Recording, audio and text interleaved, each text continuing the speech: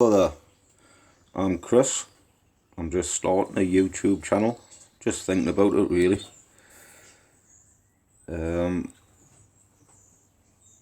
It is what it is. I'm not going to edit none of my videos. I've just sanded out my cages, painted them all back out again,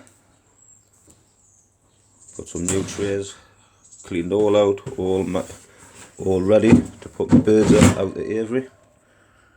I'm going to put all my cockbirds in there, all my cockbirds in here, my hens in here.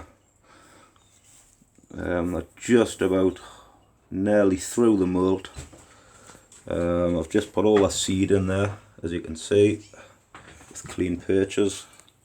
Also some water with some moxidectin.